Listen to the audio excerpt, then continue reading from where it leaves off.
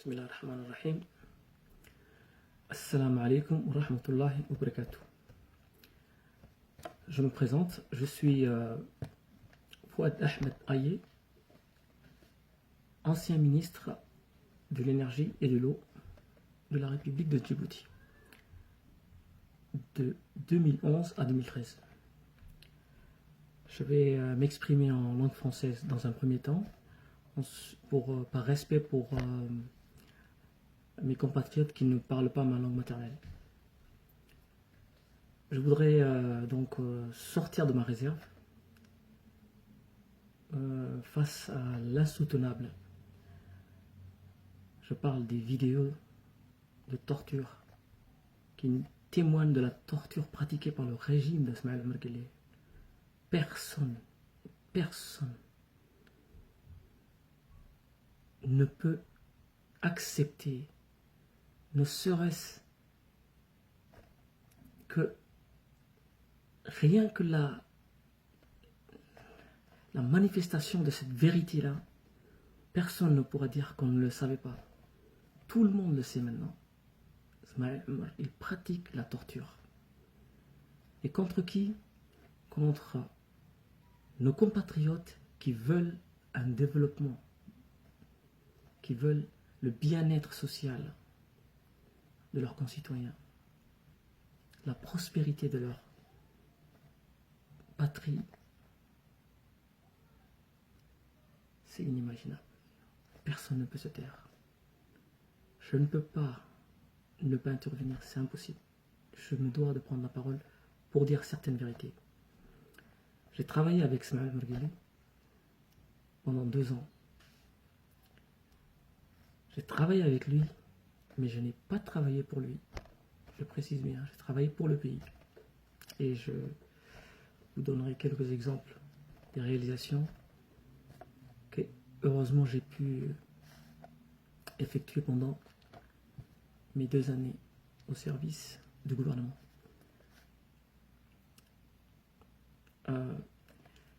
Permettez-moi d'abord de revenir sur la vidéo insoutenable de l'officier Fouad Youssef Ali. Monsieur Ismaël Omar Guelleh, Ismaël, ce jeune, il t'a rien fait. C'est pas ton ennemi. Ce n'est pas l'ennemi de Djibouti. Ce n'est pas l'ennemi de la nation. Tu te trompes de combat. Il faut le libérer. C'est un jeune qui est épris de justice, qui veut, malgré qu'il soit aujourd'hui à ce qui s'apparente comme le couloir de la mort, il nous parle de développement de ce pays. Il est encore en train de rêver alors qu'il est dans le couloir de la mort. Il rêve de quoi? Du bien-être. Il parle de la santé. Il parle de l'éducation de ses compatriotes. Quel beau témoignage, Wallah al-Adim. Ça m'a touché, ça m'a touché. Bravo, Wallah. Il n'y a pas plus grand témoignage de la détermination d'un homme. Et puis c'est un patriote. Fouad Youssef Ali. Wallahu billah. Ne t'inquiète pas. Wallahu sojeda. Je voudrais profiter de cette occasion pour dire à mon ancien collègue Mohamed Ali Youssouf, le ministre des Affaires étrangères. J'ai lu quelques tweets que tu avais balancés et j'ai retenu 2 mots: la loi et la responsabilité. Au niveau de la loi, je voulais te rappeler une chose. La loi fondamentale au sein de l'armée, c'est que le salaire ou bien la solde d'un militaire est inaliénable. Elle ne peut pas être saisie, elle est insaisissable. C'est dans le droit fondamental de l'armée. Un militaire peut être au combat, il peut être amené sur des opérations, sur des terrains d'opération à l'extérieur du pays, il peut être retenu pour des missions, il peut être incarcéré, peu importe. Pendant qu'il est sous les drapeaux, il a droit à son solde, sa famille a droit à son solde. C'est la loi. Les enfants de Fouad Youssef Ali, ils ont le droit de percevoir la solde de leur papa. Son épouse a le droit de percevoir la solde de son mari. Mohamed Rochet dit au président que c'est la loi, il faut lui donner. La deuxième chose, au niveau de la responsabilité, tu as raison Mohamed, chacun devra être mis devant ses responsabilités, c'est important. Moi, face à ces images insoutenables et la preuve que la torture a lieu sous nos yeux, je n'ai pas pu dormir. Maintenant, je m'adresse aux membres du gouvernement. Il y a parmi eux certains de mes anciens collègues. Vous avez un devoir. C'est un devoir de réagir. Vous pouvez dire au président, il faut le libérer, monsieur le président. C'est inhumain. C'est pas quelqu'un qui a parlé d'Ismaël. Regardez bien, visionnez ces vidéos. Il n'a jamais parlé d'Ismaël. Vous imaginez? Il a parlé de justice, il a parlé de développement, de la décentralisation, de la santé, de l'éducation. Et vous le torturez. Non, c'est pas possible. C'est l'heure de la vérité. Non, on ne peut pas accepter ça. Tout le monde sera mis devant ses responsabilités. Voilà, c'est une vérité. Je demande aux membres du gouvernement de démissionner. Vous avez le droit de démissionner. Vous avez le droit à l'entière liberté de le faire. C'est votre responsabilité. Vous ne pouvez pas dire, à partir de maintenant, vous ne pouvez pas dire, on ne le savait pas. Vous le savez maintenant. Il y a la torture.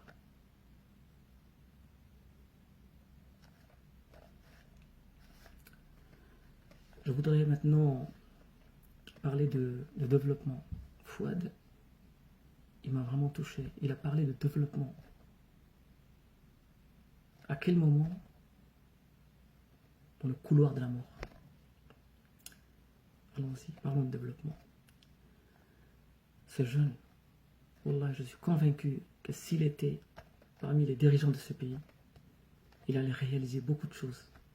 Il allait œuvrer pour le développement de ses compatriotes, la prospérité de sa patrie, le bien-être, l'épanouissement de ses concitoyens. J'en suis convaincu. J'ai été aux affaires aussi, à côté de Ismaël Margali, pendant 2 ans. Et contrairement à beaucoup d'idées qui sont répandues à travers nos compatriotes, tous les ministres ne sont pas des voleurs. Il y a des patriotes parmi eux. Et j'en fais partie. Je jure devant Allah et devant la population djiboutienne, le peuple de Djibouti, Wallah, que je n'ai pas volé un seul centime. Je n'ai travaillé que pour la patrie. Je suis un patriote. Ceux qui me connaissent le savent. Je ne connais pas non plus le tribalisme. Dans mon cabinet, il y avait tout le monde. Mon bras droit, Mohamed Ali Mohamed, c'est un jeune affaire que je l'apprécie encore, que j'appréciais. Dans les membres de mon cabinet, il y avait tous les membres de la communauté, toutes les composantes de la communauté étaient là.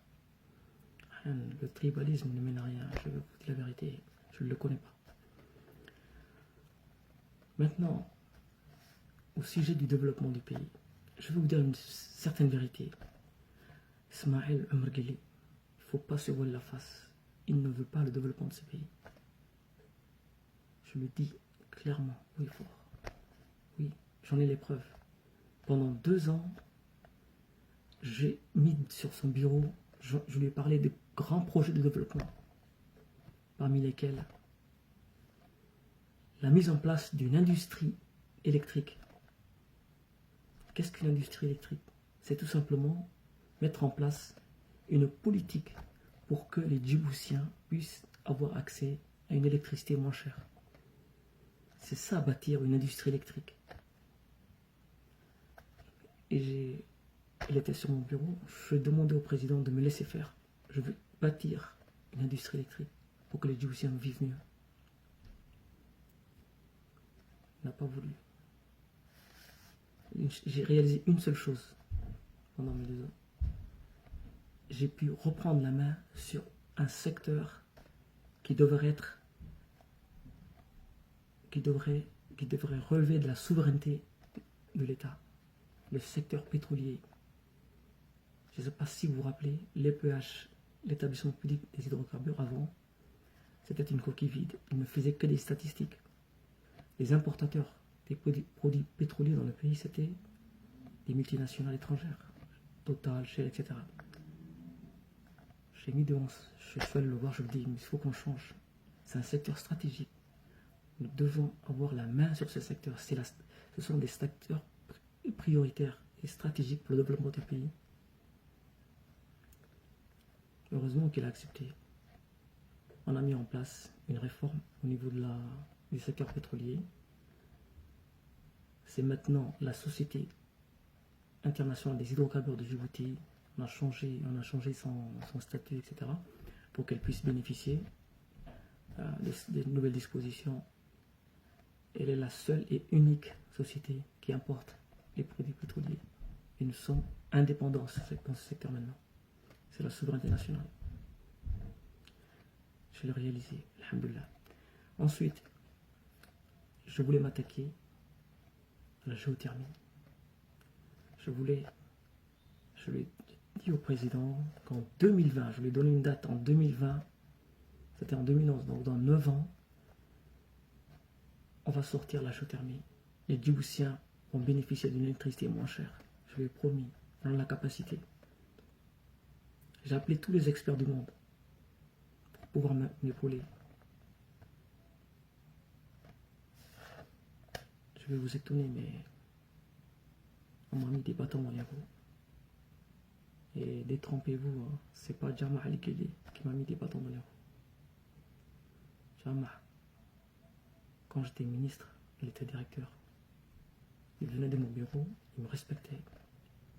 J'étais son ministre. C'est comme ça la hiérarchie. Je ne suis jamais allé dans son bureau. C'est lui qui venait dans mon bureau. S'il devait me convaincre de quelque chose, il devait le faire devant moi. S'il n'avait pas les capacités, il devait appeler ses experts pour me convaincre. Donc, la personne qui s'est opposée, c'est Smaïl Merkili. Vous imaginez? Il te charge de développer un secteur et il te met des bâtons dans les roues. C'est inimaginable. Smaïl Merkili ne veut pas le développement de ce pays. Il faut qu'on trouve d'autres solutions maintenant. Oui. L'heure de la vérité. Ce n'est plus le moment de se cacher, de se voiler la face derrière des paravents, des faux fuyants, je ne sais quel subterfuge. Non, il faut dire la vérité maintenant. Au d'un cas, le pays a besoin très rapidement qu'on le développe, qu'on mette la main dessus et qu'on redresse la barre, qu'on remette sur les rails du développement au d'un cas. Ce pays, notre pays, nous avons la capacité. Je vous garantis, wallah, je connais beaucoup d'intellectuels dans ce pays. Si on le remettait dans les mains, si on remettait les commandes des grands secteurs, qu'on remettait la main, ou on confiait ces grands secteurs à certains intellectuels que je connais, des experts djiboutiens, nationaux, wallah, on allait développer très rapidement le pays. On allait tous jouir d'une prospérité, yani, que les pays voisins allaient nous envier. Je vais par exemple prendre un exemple d'un intellectuel que je connais qui aurait pu réussir quelque chose. Je vais citer le cas de Dr Jama non, pardon, docteur Adawa Hassan Ali, l'ancien ministre de l'Éducation. C'est un type formidable. Je vais vous raconter son histoire. C'est quelqu'un qui est parti voir le président de la République. Il lui a dit, Monsieur le Président, la réforme de l'éducation que mon prédécesseur avait engagée, c'est un échec. Je parle de la fameuse, comment ils ont appelé ça, voilà, les états généraux de l'éducation. Voilà, c'est des foutaises. C'est un génocide éducatif, tout simplement. Adawa, il voulait corriger ça. Il a dit, Monsieur le Président, c'est un échec, il faut qu'on tourne la page. On peut très rapidement y remédier. Laisse-moi faire. Qu'est-ce qui s'est passé après? Non. Voilà, c'est lui qui a été balayé. Mais de quelle manière? Il a reçu une gifle monumentale. C'est incroyable. Ensuite, on lui a lancé des boules puantes. Vous connaissez les fausses histoires qu'on a fabriquées sur lui, etc.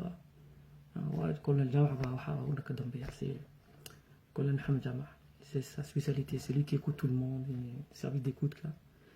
Tous les fausses rumeurs, machin, c'est lui qui les fabrique. Il a toute une équipe pour ça. On le connaît. Donc, rien. Il faut que le pays change de main maintenant. Il faut que Ismaël puisse passer la main. Je ne sais pas de quelle manière, mais il faut très rapidement qu'il passe la main. On est capable de développer le pays. Les hommes sont là. Rien. Je vais dire certaines vérités. Si on se remet aux commandes du pays et qu'on nous laisse libre et qu'on a la liberté de réaliser nos objectifs, je vous garantis qu'en une année, on peut remettre le pays sur les rails. En une année, wallah. Et en une année, on peut allouer à chaque Djiboutien, chaque famille djiboutienne,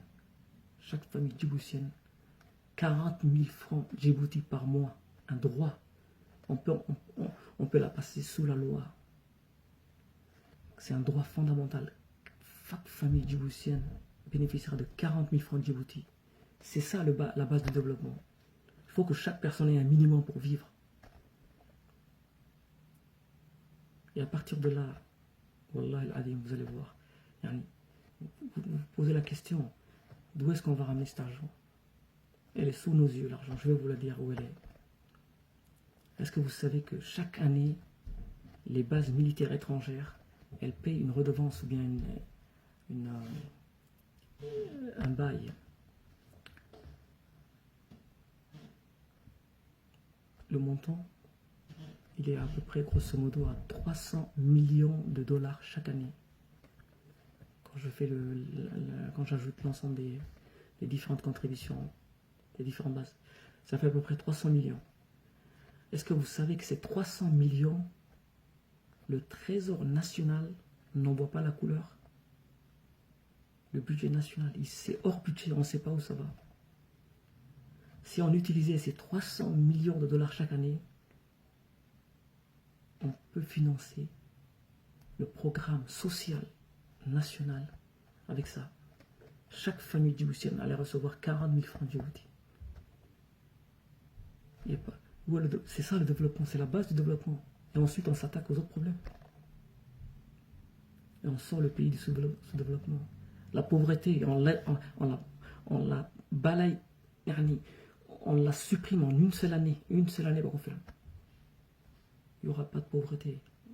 Cette pauvreté que vous subissez, elle est artificielle, elle est voulue, c'est délibéré. Il est temps, là, il est temps de procéder à un changement. Voilà. Vivement la Deuxième République. Et je reviens, je dirai certaines vérités dans des prochaines vidéos, d'autres vérités.